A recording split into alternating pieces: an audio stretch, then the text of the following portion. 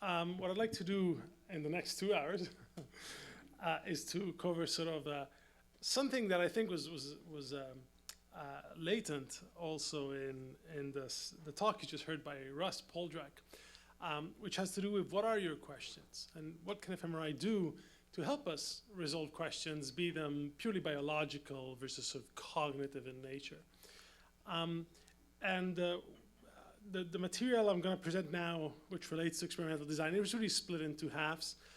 The first half is really about how do we ask questions and what kind of designs do we use, what are the problems and the typical pitfalls of certain designs.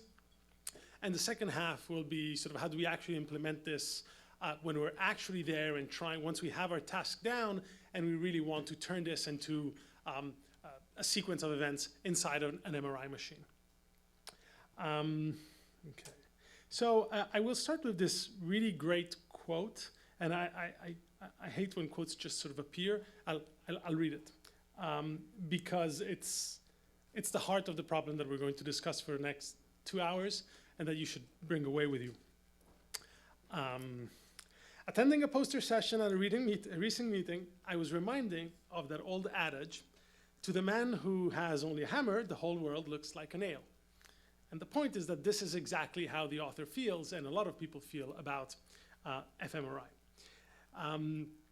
Many of the studies summarized in these posters did not seem to be designed to answer a specific question about how the brain functions. Neither did they seem to bear on specific questions about the role of particular brain regions. Really, the processes and the biology, right? The location and the processes that might be embedded in certain locations of the brain. Rather, they could best be described as exploratory. People were asked to engage in some task, and then you explore what comes out of it. You look at what lights up when people do task X, right? This really summarizes. And this is a very profound quote. It was 1999. We still struggle with the same problem. Some of you might have read, there's a series of papers. Russ Poldrack was involved in this series of papers concerning what exactly have we learned about how the human mind works from fMRI. Have we even learned anything, right? Which is one of the points that was being driven in the previous talk.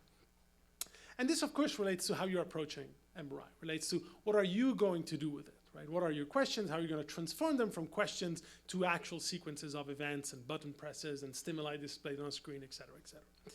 So what are reasonable questions? Well, it kind of depends on perhaps what department you sit in, what are your interests, and that sort of stuff.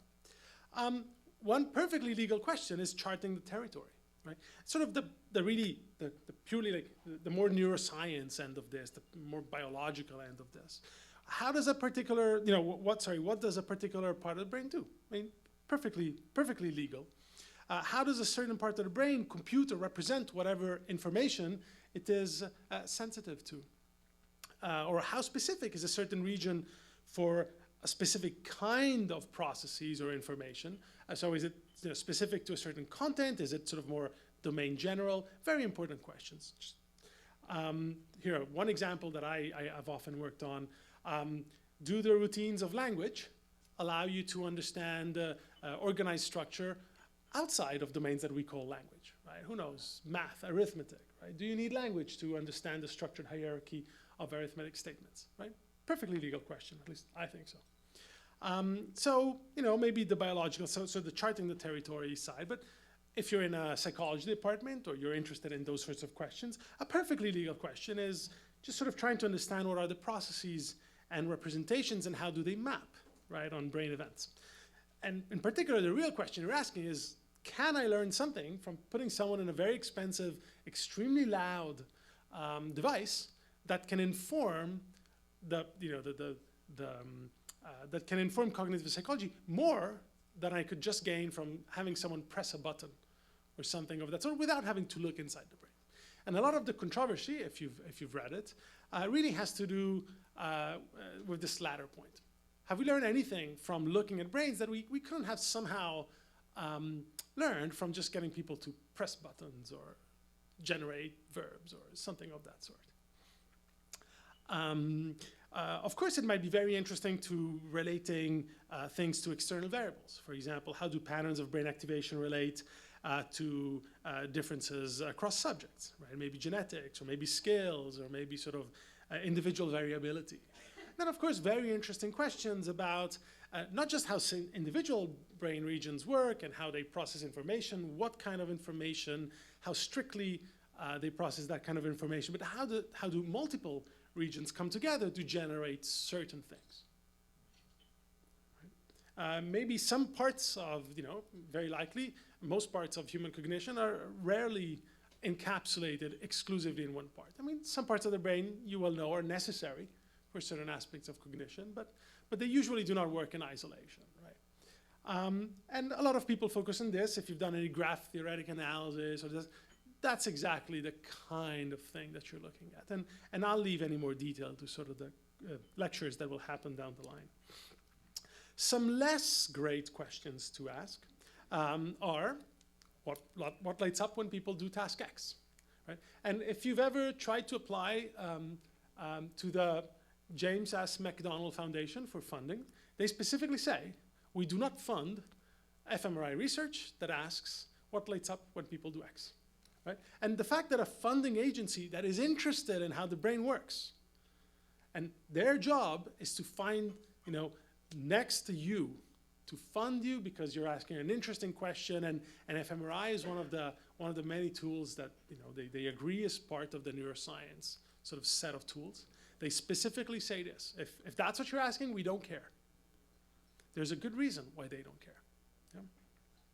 Yeah? Or maybe this is sort of something that people have done in the past. How do two groups differ on a certain process when that process is the way in which you've selected the two groups? For example, high proficiency reader, low proficiency reading.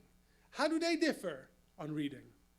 Well, it's pretty obvious, right? You've selected them on the basis of something. It's not that interesting to know that good readers and bad readers differ on reading, on a reading task. You already knew that to begin with, right? Not interesting.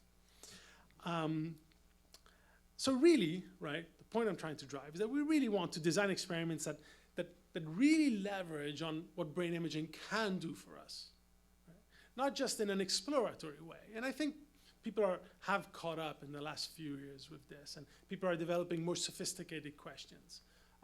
And certain approaches, multivariate pattern analysis might be one of them, right? Can allow us to ask sort of more questions than just where something is happening, but sort of what kind of information is happening in there, right?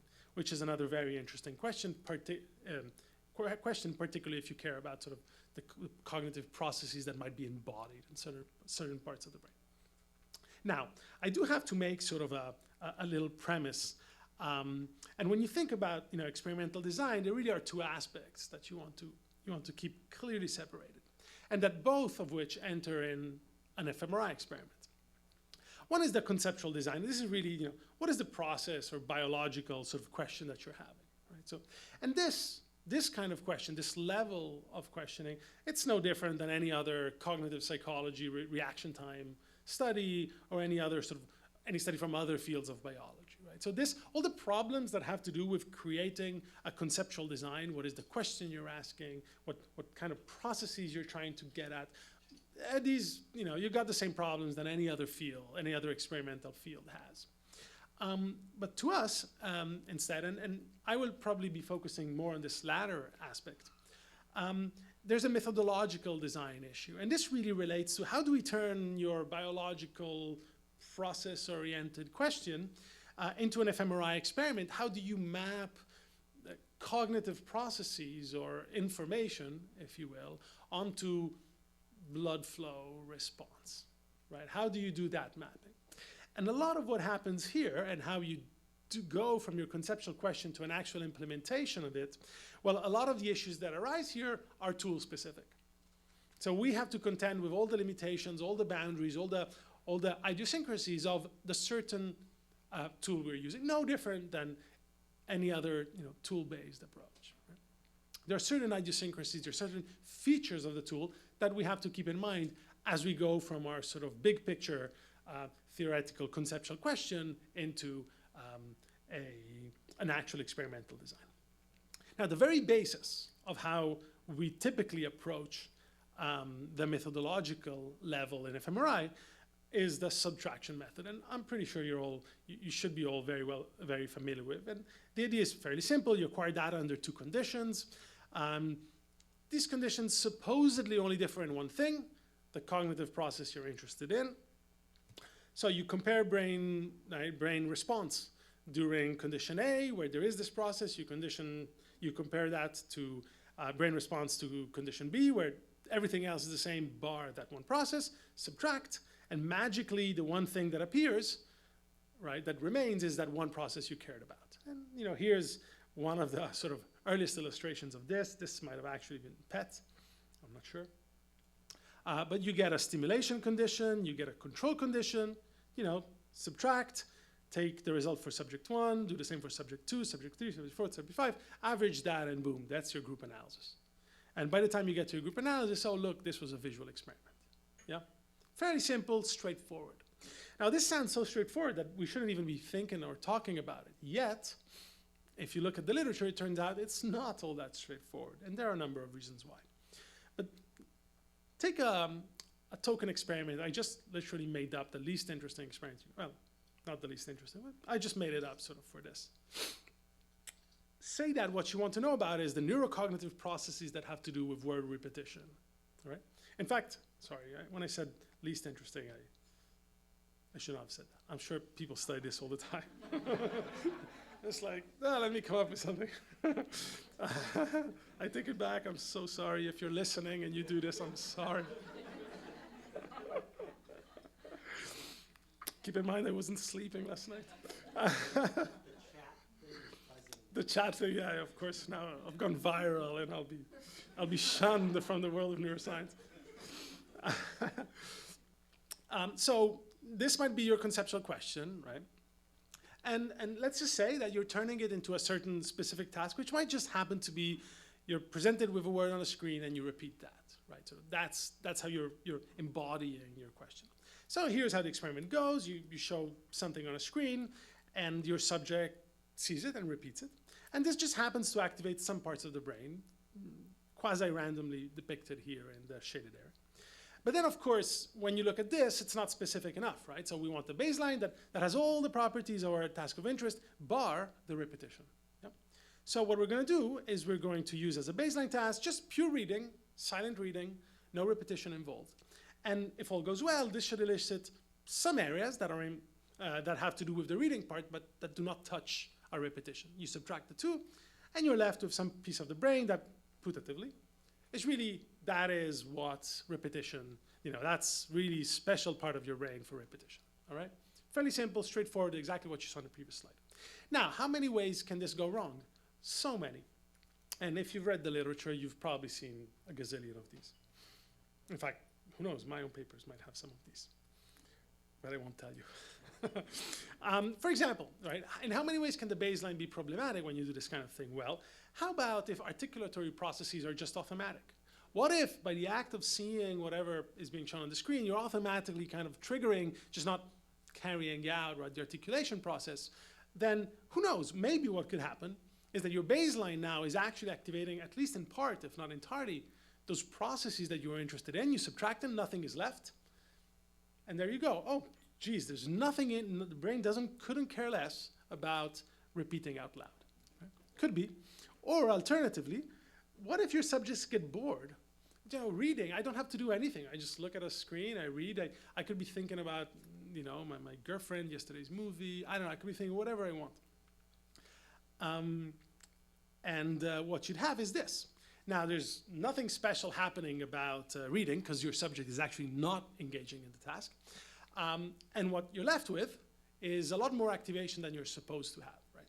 So, and this clearly goes to show how dependent anything you read in the literature is upon the choice of task. And sort of if you're listening at the end of Russ's talk, that's exactly the point I was trying to drive, right? Not all results are created equal. And typically the reason why they're not created equal, it's because they depend in task-based approaches so deeply on how you choose your task and your control task. And now this seems like nobody would make a mistake like that. I mean, who would ever do a mistake like this? Except it does happen. There's an anonymous paper that was interested in logic inference and what they did is a number of different logic inferences, and their control, the subtraction, sort of the baseline, was rest periods. And then they have a number of regions were more active in the inferences versus the control baseline. There you get all sorts of stuff: parietal, temporal, languagey kind regions, frontal regions. And you look at this, and the problem is that you don't know which of these, if any, has anything to do with reasoning. They could have to do with reading, working memory. You have no idea, right? Semantic processing, you have no idea. You have no idea to tell which of these areas that are depicted on, that are reported on the table have anything to do with your process of interest. In a sense, not very interesting. The most you can say is some subset of these areas might have to do with reasoning itself, right? As opposed to reading and keeping information in memory, manipulating stuff in non-deductive ways, et cetera, et cetera. So this does happen, and it happens all the time. If you review papers, you probably see this all the time. Now, there are a number of very common confounds, I tried to have a bit of a list on here. For one, very typical, attention might be required, or sort of the task difficulty is different in your task of interest versus your comparison task, right? And now you have sort of an additional confound, just like cognitive sweat, in a sense, right? As opposed to your task of interest, or rather your result, the result of the subtraction is now whatever areas are elicited by the difference in the cognitive processes, plus whatever areas are important for, cognitive sweat, as I said. Or you need to keep under control which processes are involved in task and control. You might want to have a very strong basis for saying, well, my task is eliciting exactly as that table did in 1997 that you saw in the previous talk, right? These are the processes that are going on in my task, and these are the processes going on in my baseline, right? You need to have a good grip on that. As I sort of pointed out in the previous animation, over-controlling the control task might be a problem. What if you subtract out too much? And you're now subtracting out part of the processes you're interested in, right? And at this point, you can start thinking about your own domain and start coming up with baseline tasks and thinking, is that baseline task a good task? Here's an example. This comes from Susan Buchheimer. Nonsense speech. Is that good? Is that a good baseline for real speech? I mean, it does have you're listening to sounds, just the sounds don't quite map onto anything that you know of, and so you don't trigger all those, for example, semantic processes, right? However, we do have a spontaneous tendency to interpret speech, so maybe as something comes in and it's an odd signal, you might be paying way more attention to that than the actual speech stimulus. You might be trying real hard to interpret something. Maybe you think that as an experimenter, I'm sort of playing a trick on you, and there is language in there if just you could listen carefully enough, or something like that. Right? And now you get all these additional activations in your baseline task that are going to muddle what you're going to find. And there are many ways in which it's going to do this, and I'll sort of try to present some of these as we go forward. How about memory? Right? There's an interesting fact about memory. Anything you're doing something, it is going in your memory store, right, to some extent. So some of that is happening all the time. You can't shut it off and say, well, I'm going to read something. All my hippocampus is done, right? I'm not going to turn that on for the baseline task, and as soon as we get into the real task, I'll switch it on, and suddenly all these pyramidal cells are going to do stuff, right? So these are the kind of questions that seem so obvious, and yet are the main pitfall of so many interesting cognitive studies that should have been extremely interesting. If you want more confounds, here are a good list. Novelty. Right? In fact, I'll give you an example on novelty.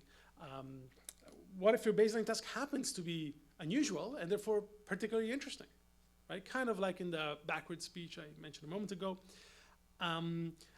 Or you have task repetition, could be another issue. The more you hear something, maybe your task of interest, the less kind of you're responding to it. And this is the basis for a type of design we're going to see later, priming or adaptation studies.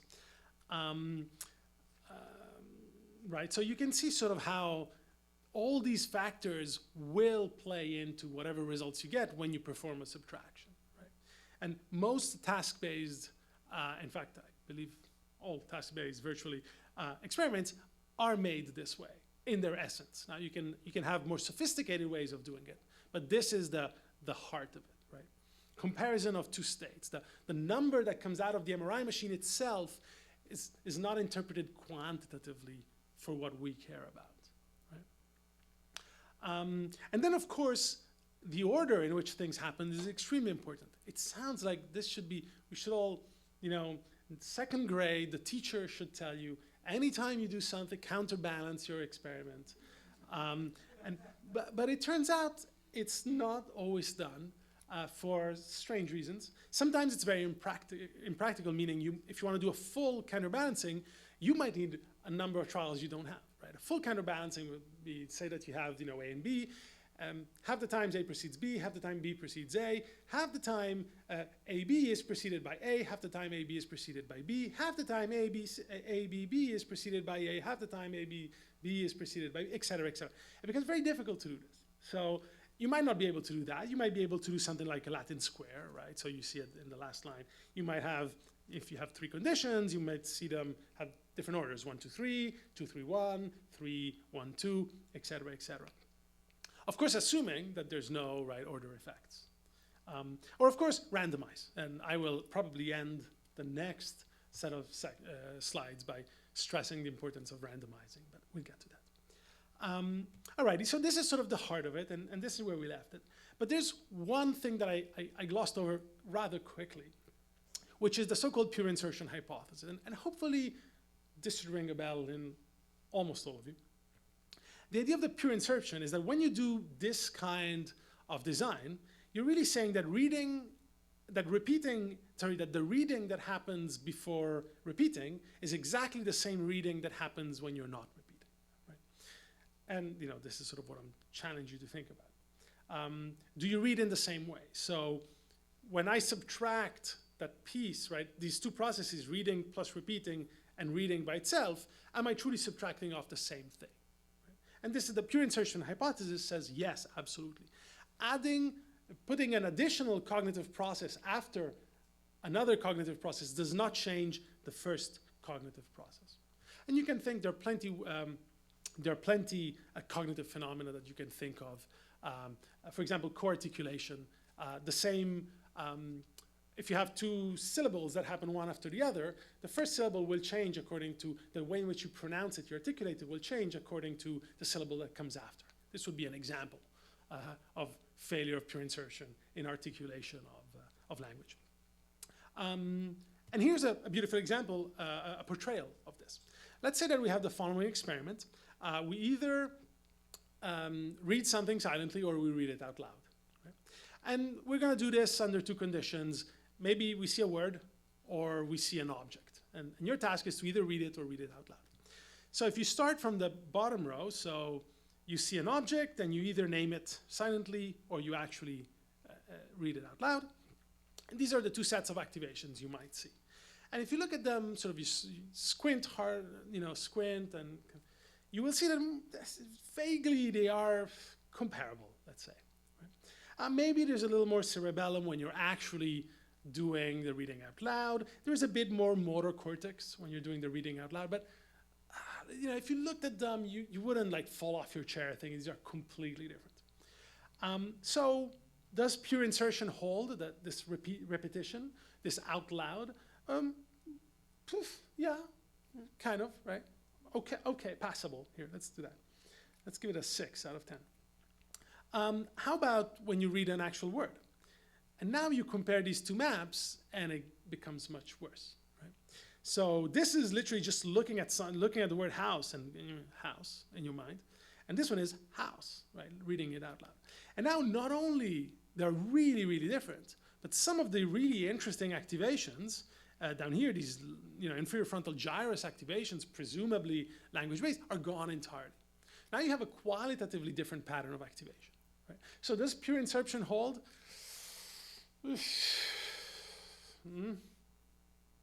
Which is not quite. Sorry, I had to translate that. Right. Right. So these are the kind of problems as a cognitive neuroscientist you have to think about all the time. right? You're never going to go to the scanner before you've thought through completely how your original question mapped onto an MRI task, how that maps onto the cognitive processes that are happening, how your task is an embodiment of that, how the baseline task is an embodiment of everything that the real task is doing minus the one thing you really care about, and in how many ways can that fail? Right? Are your participants going to fall asleep, or will they automatically do stuff that they shouldn't, et cetera, et cetera, et cetera. Let me just go over some of the most typical experimental designs that you're going to see you might use. There are many others, but these are sort of, this is sort of a good selection of the most typical designs you might see. And I want to highlight sort of certain pitfalls of them and the assumptions that go into it. If you take something away from this lecture is that you have to check your assumptions. You have to know what assumptions you're making. You can either check them with your own data sometimes, or know about them and discuss them, for example, in that last paragraph of your discussion section where you say, however, da, da, da. The simplest, which is the one I've sort of shown you earlier, common baseline, right? You have one or two experimental conditions and you pit them against some kind of common baseline. Here's the most standard thing I could think of: viewing pictures of faces, condition A; viewing pictures of houses, condition B; viewing scrambled images. And this feels so peaceful. I mean, it feels like such an obvious, right, design. What could be possibly wrong with this design? It's just so simple. And this, of course, allows you to compare, right, how each condition maps onto this baseline. So here's a couple examples. So here's one. Could this be problematic in any way? I'm sorry? For one, who knows, the shape of the oval might be. Although people do tend to go on the face, but well taken. You see some eyes on the right, so maybe that, your extra striate body area might get interested. What else? Different brightness? Well, it's the exact same pixels, so it shouldn't. But how about all these vertical and horizontal lines that you don't have in the original stimulus, for one example? So how about we just take every single pixel and we just randomly scatter them throughout the image, and this is what we get. Now, this is a good control task, right? And you should be going like, So, now keep in mind that here we're controlling for a lot of things. We're controlling for the visual stimulation, the luminance, the contrast, the average spatial frequency. It's the exact same pixels. They're just scrambled around so that the low frequency signal is gone, right? That's sort of, the face isn't there anymore, but it's the exact same building blocks of the face. And they're also so small that you don't really get those same lines you got before, right? They're so bothersome. Anybody sees any problem with it? I'm sorry? Well, so hopefully that's what you're trying to get at, right? But what could that, right? What problems can that, exactly this thing, lead to? Yeah? Like, is it specific to a face or just the shape of an oval in the eye? Interesting point. Yeah, sure. Interesting. Yeah. Come on. Yeah. It's the same as your gibberish words that you try to look for something that's What if I think that there's a face hidden in there, and maybe the real experiment is about how often I'm going to see the face? Maybe. And then now you have all these top-down things getting your fusiform gyrus, lighting up. Here. Right. So for one, you're assuming that you're controlling for everything except the one process of interest, right? What I said earlier. In this example, as I said, we did control for visual aspects, right? But are we really left with a pure insertion of a face? How about familiarity? Gee, I see faces all the time. I rarely see scrambled pixels. So in a sense, it's a more unfamiliar. Maybe it's more interesting. Who knows? There might be a pattern coming out of that you as the experimenter cannot control. Maybe one stimulus is not only a face, but is also way more salient than a cloud of dots. Maybe I might pay way more attention to the face because it's so interesting. I love seeing faces versus that cloud and not too much. Next point. How about emotional reactions? I mean, that's a face. There's bound to be some emotional stuff. Maybe, you use language to name like, ooh, big eyebrows guy, right? Something like that, which you wouldn't do with the cloud. Memory, right? Example, he looks like my Uncle John. So you're triggering these other things. And of course, cognitive. Huh? I mean, doesn't this guy look a bit like an axe murderer? Just a little bit? Right? I mean, you think that under there's, you know, his little tag with the name and a number and LAPD or something. So it seems so innocent. It seems, we know this task well, right? How many times have you read a paper that had faces versus scrambled pixels? I guess it should be the most obvious thing. And yet there are all these factors playing into that. Right?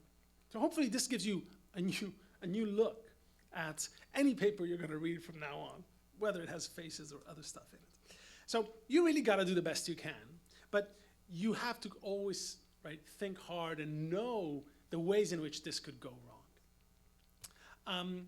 Now, of course, this type of common baseline does assume a number of things. It assumes that both experimental conditions have similar psychometric properties. In this case, we said it was seeing pictures of faces and pictures of houses. Do they have similar psychometric properties?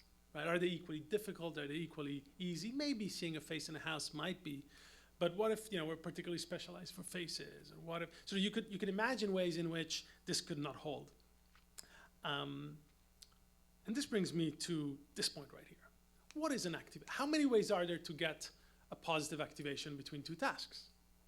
Obviously,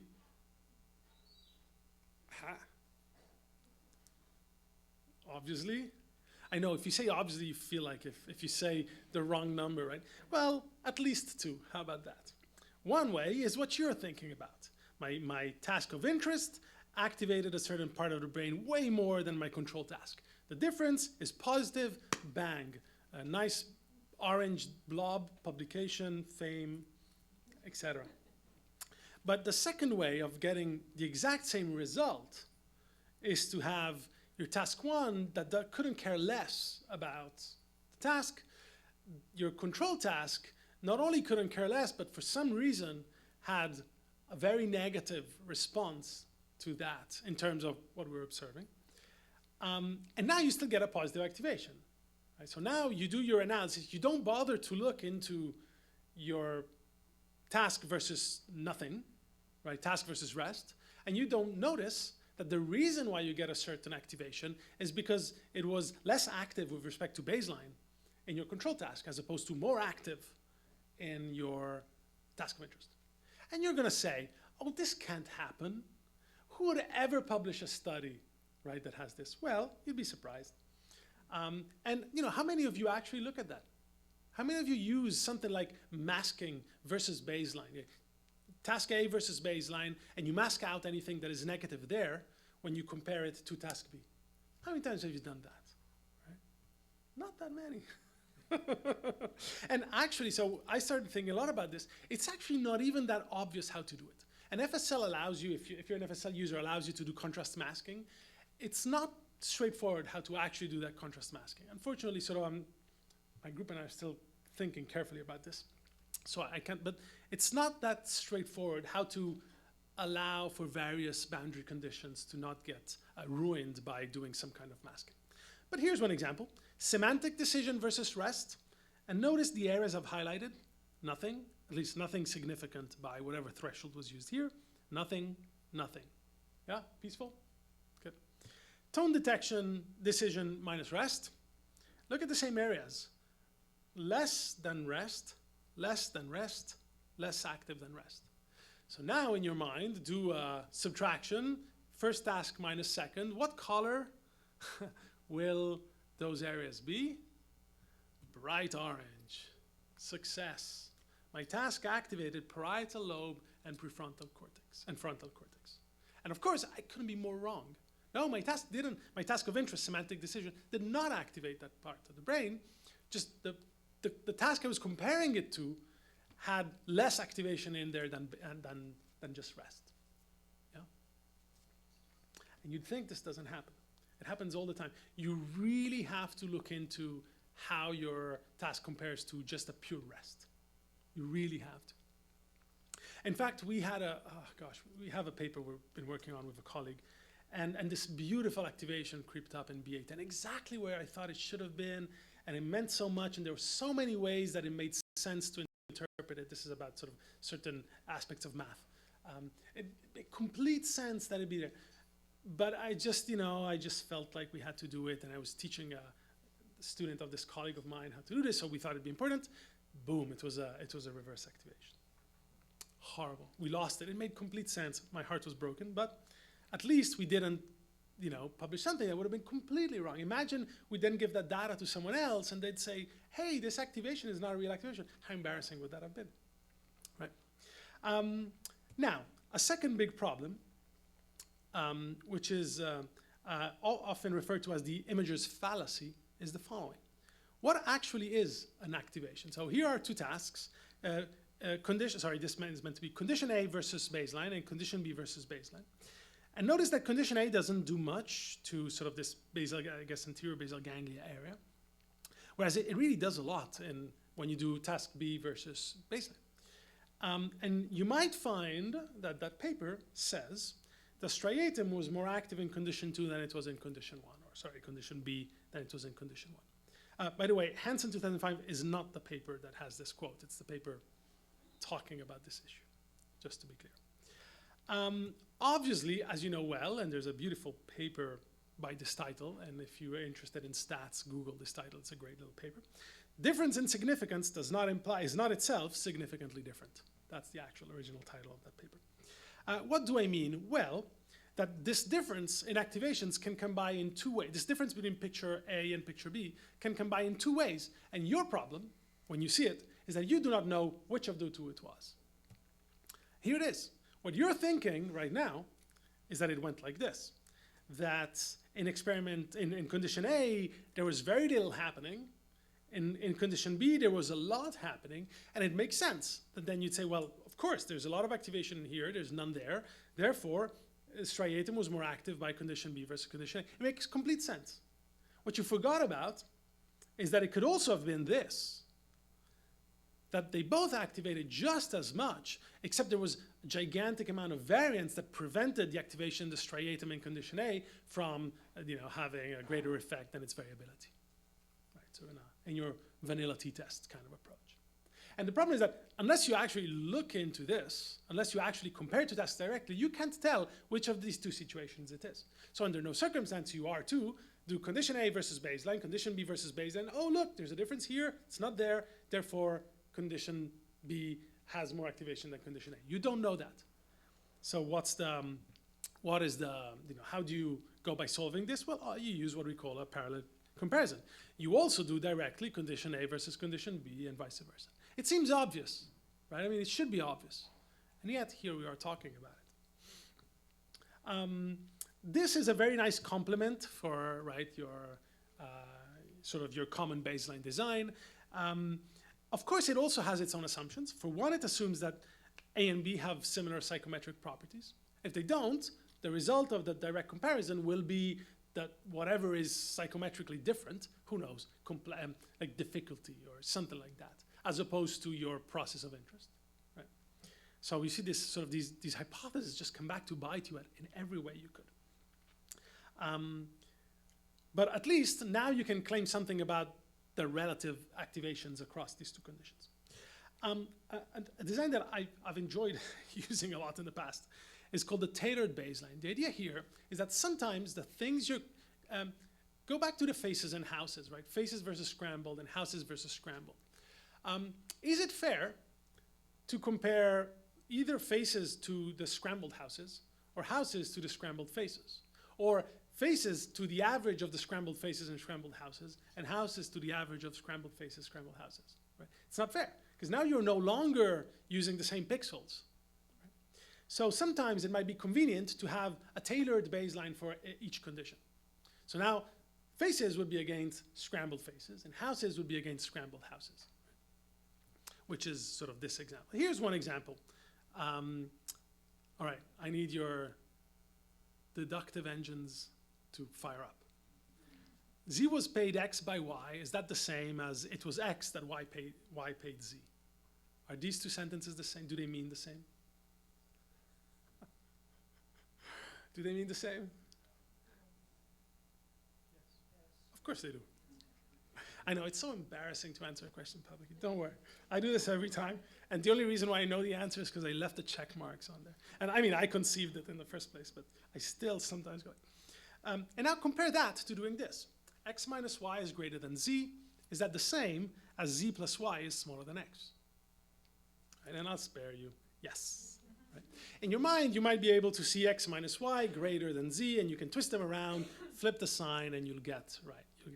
And I was interested at the time in sort of the question I asked earlier, right? Is are the routines of language within inferior frontal gyrus doing similar tasks, similar things in other domains, such as, for example, algebra, which a lot of people have sort of made parallel to language. And so maybe your task is this, right? You show two sentences and you say, are they the same, yes or no? Sometimes they are, sometimes they're not, right? And as I said, your task is, do the two sentences match? But now, of course, I need a control task, right? And the problem is that I need a different control task for each of my two conditions. So a control task might be something as simple as reading the sentences and just saying, is there a grammatical mistake in there or not? Right? So I showed the exact same sentences again, but your task now is just to read them and to detect if there's an error in there. Of course, for this task to work, there can never be an error, because else you can't evaluate them. So every now and then, there might be a funny sentence. Let's see, 2x was made by z for y. No, that word. It was z, yeah, that x made for y. 2x was made by z for, oh yeah, exactly. 2x was made. I think there's no error in this. Are these two grammatically correct? Both of them? It was z that x made for right? They're a bit odd. Okay, good. I'll get to a point about this particular time. Z divided by y equals z times. Oh yeah, exactly. The bottom one is incorrect, right? And the top one here is incorrect. Y equals z times greater than x. Doesn't work, right? Now the good thing is that we never analyzed these trials for this reason, because I don't know what's happening. But they did keep our subjects engaged, right? Because else they would be all correct. But now, how many problems can you see in this? I mean, come on, I just have a couple that are like really itching to come out. And I don't take it personally, it's just the way it is. How many problems do you see? I just gave you an example of how this task might fire back, right? So you read these once and you do the deduction, you read these a second time and you're just evaluating them by grammatical correctness. Come on, what's the clear problem that is gonna happen in here? Obviously, you might think that the deduction trials, that the comparison might happen automatically. As soon as you see it, because I've taught you to compare the two sentences for so many trials, now as soon as you see it, you really want to start comparing them. And now you're triggering the very cognitive processes that I want to see in the real task, not in the baseline, right? So how would you, now a reviewer tells you this, and you know, no task is perfect. What are you gonna do about it? If the reviewer said, but wait a second, how'd you know that your subjects weren't just looking at this, doing the grammar trials, just reading them, but not only reading them, also doing the matching? How would I know if they were doing the matching or not? Could I know? Well, here's one, great, but it's something. The response times were just so dramatically different. 5 seconds versus 14 on average. So that's a pretty good, but of course I don't know that there isn't some part of the thinking that has been canceled out by this approach, pitfall. Second, when I do the two tailored, how do I know that the baselines between the linguistic inference and the algebraic inferences are similar? I mean, language statements are just so much more familiar than algebraic statements, particularly seen in language clothing, right? It's weird, how many times have you really read, you know, y equals z times x? It's very unfamiliar, right? So now my reviewer tells me this, and I'm sort of back, and I say, gosh, now what can I do about it? What are you gonna do about it? Let's blame it on you. This is your study. What are you gonna do about this? Right? Well, here's one thing that worked in our case, together with the reaction times. We actually compared, you know, with a standard statistical technique, the two baselines. Are they any different? It turns out at the group level they're not. Does that really mean that they're the same? But better than nothing. If there had been differences in there, then we would have already known that there clearly were differences and our subtractions were not sort of parallel in that way. Again, all I'm saying is, I'm not trying to show that I'm a bad experimental scientist. The opposite. And I have an experiment, it works well for certain reasons, it addresses the conceptual question I'm after, but it will have some downsides. And virtually any experiment you do will have criticizable aspects. So it's on you to go verify them, to try to find out what would convince you that, that it's not a problem. Yep. And if you're really curious, here's what turns out. That to do the language problems, you get a lot of language areas in the front and the back, whereas to do the algebraic problems, you don't. Interesting, if you care about it. And we've done this both in the tailored baselines, right? Each task versus its own baseline. And then, of course, we directly compare the two, and we get kind of the same result. If you care about this sort of thing. There it is. Now, as I sort of mentioned in the example, again, this kind of designs assumes that control tasks remove equally across your two conditions task-specific things, right? I need my baseline for language to remove language-specific things that are not the thinking about order and who did what to whom, as much as I need my math baseline to take off sort of the specifics about just reading a statement that is algebraic in nature. Right? Do they? Well, that's what you should ask yourself if you ever use a design like this. Right? Yet again, it assumes similar psychometric properties, probably unlikely. Again, reaction time is something that you could use, right, to look at whether there are systematic differences across your baselines or across your tasks. Very important. And it is a good idea to then have a lower level baseline that you could use, even just rest, right, for the reasons that I mentioned earlier. And as I said, it might be a good idea to compare the two baselines.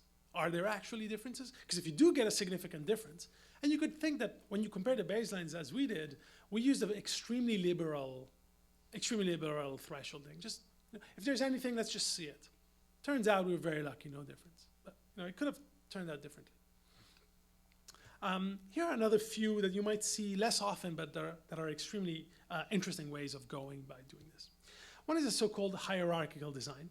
And this really, what you're doing is you're using, you have a set of tasks, and each kind of sits at a different level within some kind of cognitive hierarchy.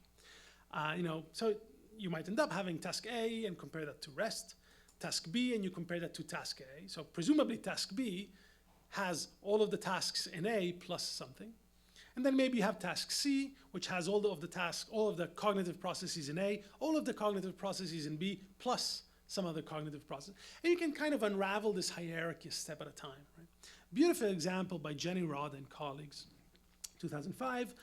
Task A was listening to noise. This, in fact, is so-called signal correlated noise. It kind of sounds like something of that sort. Very interesting. Task B was listening to sentences. And task C was listening to ambiguous sentences, like she would, where words have multiple meanings, right? Multiple words within each sentence had multiple meanings. And the idea was that by virtue of having all these words that have multiple meanings, you're kind of accessing more your semantic dictionary, that sort of thing. And then, of course, you can do all these comparisons. Noise versus rest, sentences greater than noise, ambiguous sentences greater than just non-ambiguous sentences, right? And this was actually, this was a very successful paper. So you can find out in the first subtraction, kind of the low-level auditory processes.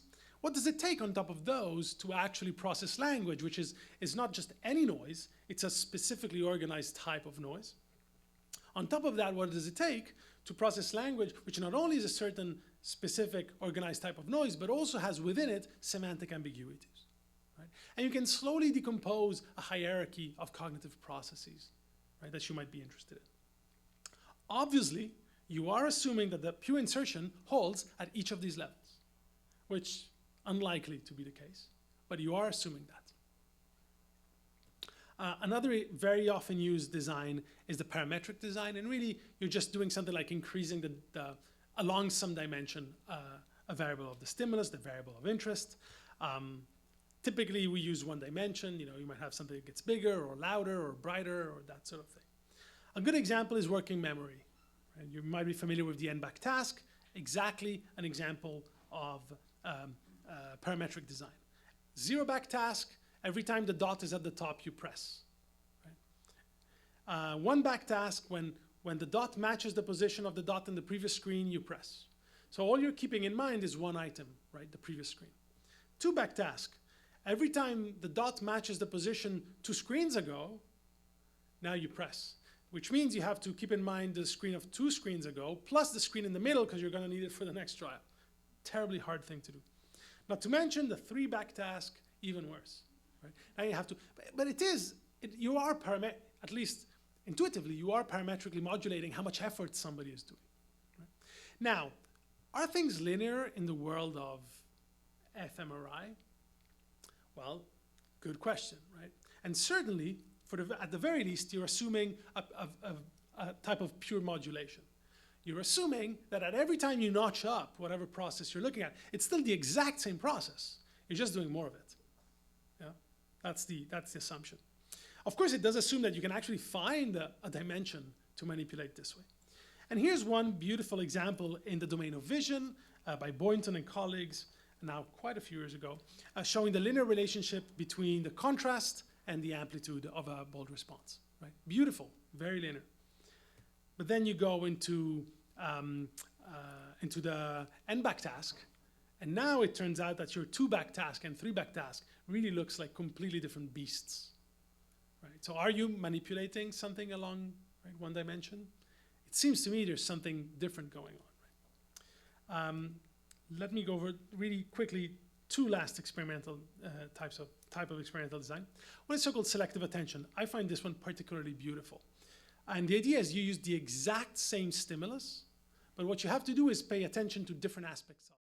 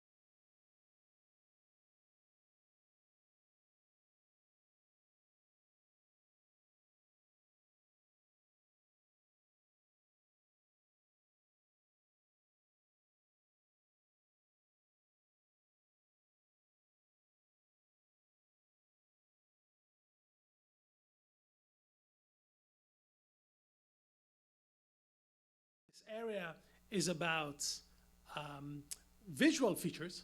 If you have the same word in different fonts, there should be no priming, right? Because it's a different, visually it's a different thing entirely. If instead it's a semantic area, when you get two words in the different font, but same meaning, you should see priming. Right? And this is pretty much what happened. Here's our the activation, and here's what happened. If you have the different words in the same font, this is how much response you get. All right? That's kind of a benchmark. If you have the same word in the same font, different words in the same font, that's how much you get. Same word, same font, you get a nice decrease. Okay? This is obvious. You're seeing the same word twice. That's the priming effect. What happens now when you get different caps? If you have different word in different fonts, obviously you get a lot of response, no priming. And here's a crucial one. If you get the same word in different fonts, what happens? If it's a semantic area, you're going to see depression. If it's a visual area, you should see no depression. Right? And there you have it. Right? Beautiful example of how to leverage on different experimental designs to ask real questions, right? That you'd be proud to ask as a cognitive psychologist or a neurobiologist. Summary, no design is perfect. They all make assumptions, but you got to know what your assumptions are. You got to be prepared to try to defend them. Before you ever get to a reviewer, test them. Do the reaction time support what you were saying? Pilot your tasks, right? Try to get a good, strong grip on your task. Multiple baselines might be a good thing to have. And of course, always, as I was saying, beware of your assumptions. And I think for now, I will leave it at this. So there's a 30-minute between now and next time. There's a break. I will. Includes time for questions. Perfect. Time for questions. Yeah. Sorry, Mike. Hi. So in the ROD study, they were comparing silence to Yeah. noise. Yeah. Sorry. Okay. So silence compared to noise compared to Silence Other compared to noise, compared to sentences, compared to ambiguous sentences. So is it an assumption that they must have known about and tested that the subjects might have been like, oh, there's no noise, so it's silence in the MRI? Is that an issue and Right. something they addressed? So they used a so-called silent sequence. So in that sense, there wasn't the loud beeping. There was one period of beeping and then silence, nothing, and then beeping, and then nothing, beeping, nothing. So they didn't, and all conditions were equated on this point. So in a sense, sure, a subject might have said, oh, gosh, that's so strange. I mean, this thing yesterday beeped so loud. But that would be happening across all levels, I would imagine, right? There'd be, as long as, the real point you're making is, did they counterbalance, did things happen counterbalance? And of course they were. And if they hadn't, then you'd imagine that that could have been a problem. Very important. Just curious. Mm-hmm. Mm-hmm. Yeah. You should get the mic, sort of. Thank you. Hi, thanks. In terms of the priming experiments, and Yep. one of the things that I think the literature is debated about is what is really happening. I mean, Alex Martin has been going. Is it about, neural versus non-neural? or is it pruning versus? I mean, what's happening to the signal? Is it the case that the neurons are going down, all of them, or is it the case that some of them are still up there and then the rest that don't care about it? It doesn't change exactly what you said, and I think it's a nice paradigm. But I know there was a lot of discussion about whether we should use it or not. Another thing that I wanted to ask you is, within the priming, I really think it's interesting to see the release from adaptation. So when you, if you have a parametric manipulation of that, when you release from adaptation, does it go really up again, or is it? Do you have a tuning function essentially? See, I think that's a perfectly legal and interesting question that you'd ask, and you'd have a really good design for doing it, right? See, that's leveraging on the power of different designs to ask interesting questions. With respect to the first, I'll put it this way. I am no authority in that field, but there are neural recording studies showing decrease in neural activation. Now, whether the bold signal, which is so many steps away from neural events, is the degree to which the reduction we see in the bold signal maps onto the neural adaptation, I couldn't tell. Certainly there is neural adaptation. It just so happens to happen when we do it in bold exactly in the ways we'd expect. But absolutely, there are so many other things that are causing that. For one, the change in diameter of your blood vessels. That for one is not going to go up infinitely. As you repeat a study, else your head would sort of gigantically explode, which would not be good for the IRB.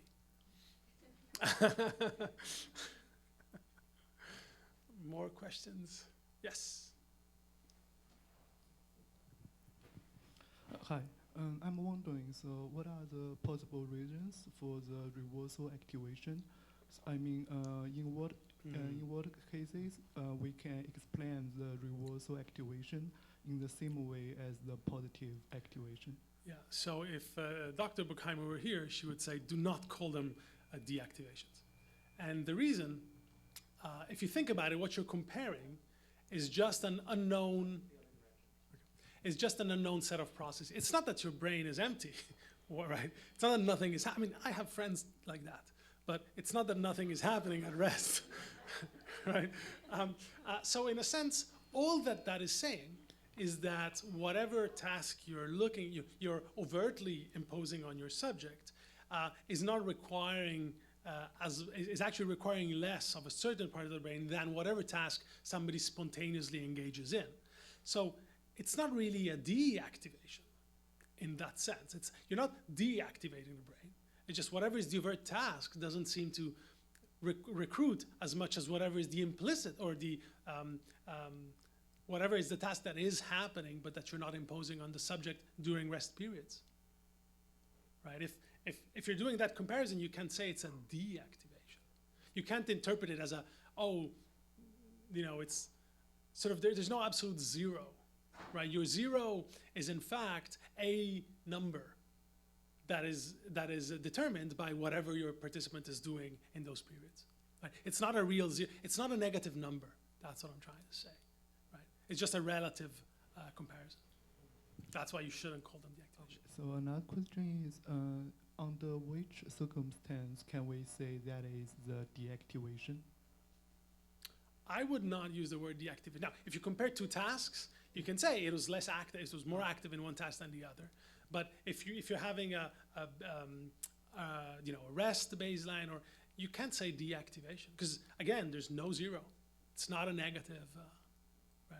It could be an anti-correlation, it could be, but it's not a deactivation. Yeah. Or two, yeah, whichever you can reach first. By this random walk. So I have two questions. Sure. When you mentioned using two different baselines, Yeah. Like you mentioned that you did not see any difference, right? Between, what would it mean if you did see the difference? Yeah. If you did see the difference, I would think that you'd want to somehow take account for it. I haven't looked too carefully in it, but for one example, FSL allows you to use a voxel-wise covariate. So something where each voxel can have a specific number. You could imagine that you could use that as a covariate. You could say, look, my two baselines, I know they vary in a certain place, and I will take account of that. Meaning, if I see a difference in this place, I cannot tell if it's a real difference or if it's just due to the reverse type subtraction, right? You can think of that. I haven't quite, since it didn't happen, I sort of didn't really cross that bridge. I think you would have to sort of, you'd have to take account of that. It could even just be saying, well, these two sets of tasks, so task A and control A, had this bias to them, which is they had this additional process that was true across both, right? So if then you compare the A and B, right, then you have to keep that in mind. You can say, well, I don't really know if this region, if this extra activation is specific to my task versus just to whatever was the overall, let's say algebra versus reasoning about algebra, which is what I cared about. But you do have to get clever in that case, because that would be problematic. And my second point is not really a question, but can you talk more about priming? Because it was very fast, I'm sorry. Oh, yeah, I'm sorry. I see the watch, and in fact, I'm eating into question times, which I hate, and not only I'm eating into my own next lecture, which is even worse. But here, I will go over the basic idea. Right? The basic idea is that before some stimulus of interest, right, the last one, right, you kind of show something that will get a population, that might or might not get a population of neurons excited, right? And the real crux is whether the thing that you show before, the subliminal stimulus, does that share a feature with the stimulus you're really showing? And does that part of the brain care about this feature? Right? That's really the crux of it. So if this piece of the brain cared about font size, for example, then whatever gets activated by this subliminal mask should not intersect whatever should be activated by the real stimulus. i.e., you should not get a decrease. Right? Remember, if you activate something the first time, you get a nice big response. If you activate it a second time, you kind of get a little less. Right? So if that piece of the brain doesn't care about whatever feature is fixed between the two, then you shouldn't see that effect.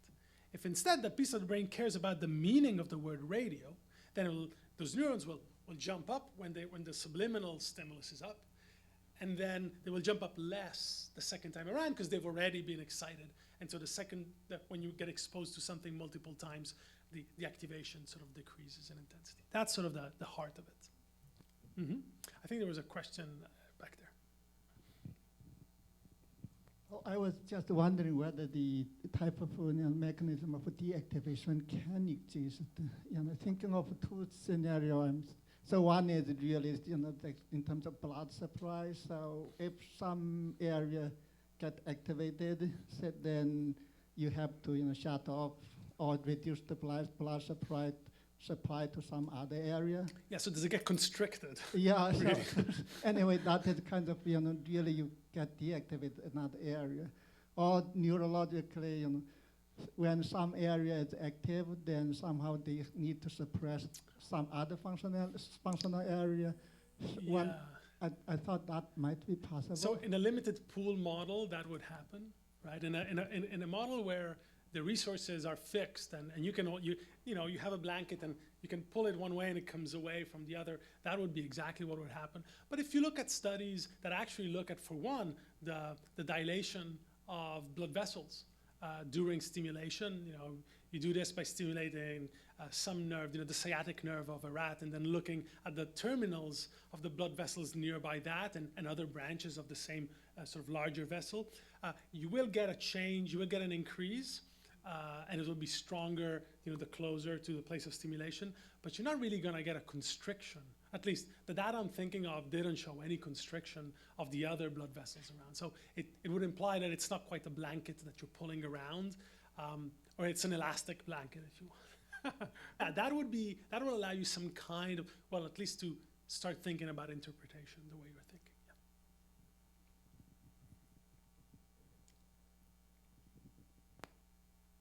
Coffee time? Let's just end, and then